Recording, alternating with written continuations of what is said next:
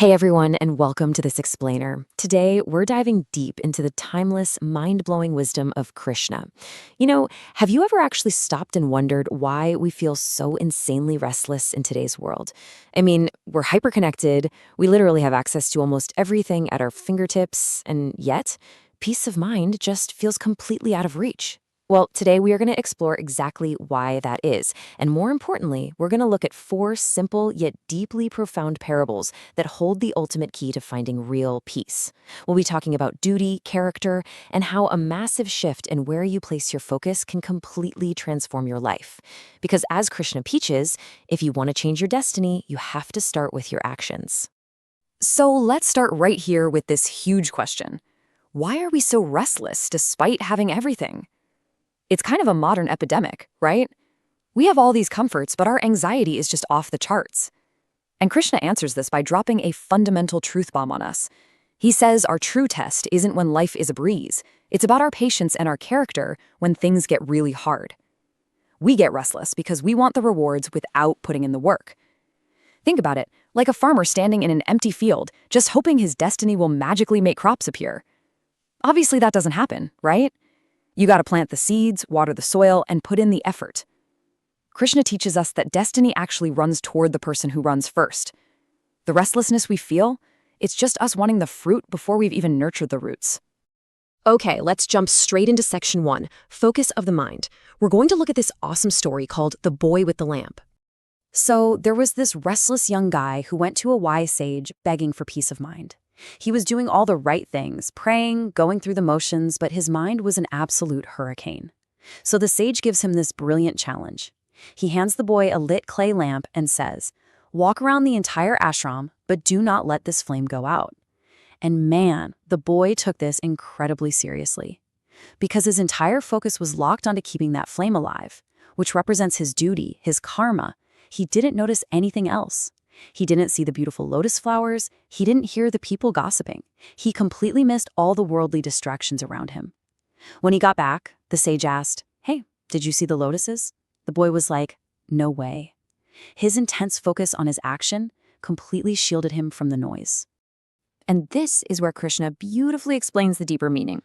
He says, just as a lamp flickers in the wind, the human mind wavers through desires and comparisons. When you are laser-focused on your own duty, your personal lamp, the world's criticism, all the envy, all the distractions, they just can't touch you. You see, we lose our peace because we're constantly looking around, comparing our chapter 1 to someone else's chapter 20. But when you lock onto your purpose and just put in the work, the noise of the world literally fades away. To build up that kind of insane focus, Krishna recommends making these 3 resolutions every single morning. Imagine waking up and just committing to this. First, do not hurt anyone's heart today. Second, do not step back from your duty today, meaning do your work, put in the effort. And third, do not lose faith under any circumstance. Practicing these 3 simple things daily, it builds this unbreakable inner strength. It creates a shield around your mind. So instead of fighting with the whole world, you're only competing with who you were yesterday. Moving on to section 2, the power of selfless service. Let's talk about the incredible story of the old woman at the temple. You gotta hear this woman's journey. She was super poor, had absolutely zero wealth to donate to the temple. So on day 1, she just grabs a broom and starts sweeping the temple stairs. Every single day. No expectations, no asking for praise. By year 1, the villagers are literally mocking her, laughing and saying, "God only cares about the rich donors." She just smiled and kept sweeping. Year 2 hits and a severe drought strikes the village. Did she stop? Nope, kept doing her duty. Finally, in year 3, some travelers passed through. They were so blown away by how spotless and respected this temple was, all thanks to this one old woman, that they actually funded and built a massive water tank. Boom, the drought was solved forever. The massive takeaway here is that the scale of your service doesn't matter. The purity of your intention does. Those villagers thought she was wasting her time, but the divine doesn't look at the size of your bank account. It looks at the grit and emotion behind your actions. Just like a student passing an exam, their luck isn't found in their textbook. It's found in the hours of unseen effort they put in. Her tiny, daily acts of selfless karma literally changed the destiny of her entire village. All right, let's look at section 3, character and true honesty. This brings us to the story of Gopal and the gold coins. So we meet this really poor young guy named Gopal, who prayed every day to just stay on the right path. One day, he's starving and he stumbles across a lost bag of gold coins that belongs to a wealthy merchant. He's tempted, for sure, but then he remembers his commitment to his character. So he marches straight to the merchant and hands the gold back. Now here's where it gets crazy. The merchant is so grateful he offers Gopal half the coins as a reward, but Gopal refuses. He says he doesn't want to build his life on wealth he didn't earn himself. The merchant is so mind-blown by this rare, rock-solid honesty that he hires Gopal on the spot to manage his entire business empire. This is the perfect definition of true character, or sanskar. It is our actual wealth. Listen, shortcuts might bring you some quick cash. Gopal could have easily pocketed that gold, but true honesty, that brings lasting respect, trust, and real success. People might admire your fancy clothes for a minute, but your character is what survives. It's the legacy you leave behind. Which brings us to a pretty intense warning from Krishna. He tells us to fear our own greed even more than our anger. Why? Because while anger might break a relationship, greed will completely strip away your character.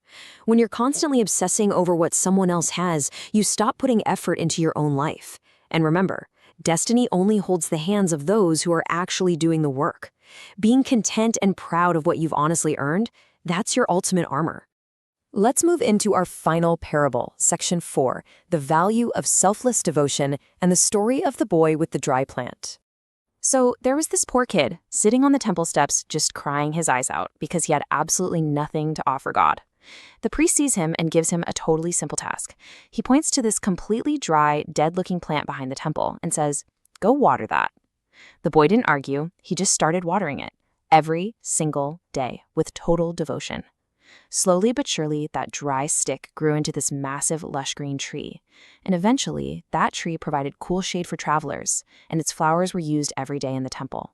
This is such a beautiful reminder that God wants the purity of your heart, not the price of your offering. It's just like the farmer we talked about earlier. You can't just wish for a crop, you have to water the soil. Consistent effort combined with pure intentions will always bloom, even if it takes a while. Offering a simple cup of water with a pure heart is infinitely more powerful than throwing around millions in gold with an arrogant attitude. Your small daily efforts, they force destiny to act.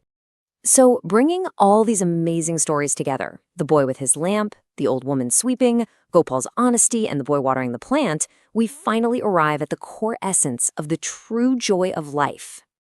If you want to grab hold of true peace, these are the absolute core takeaways. First, focus on your duty. Block out the distractions. Second, serve without expecting a trophy. Third, guard your character above instant wealth.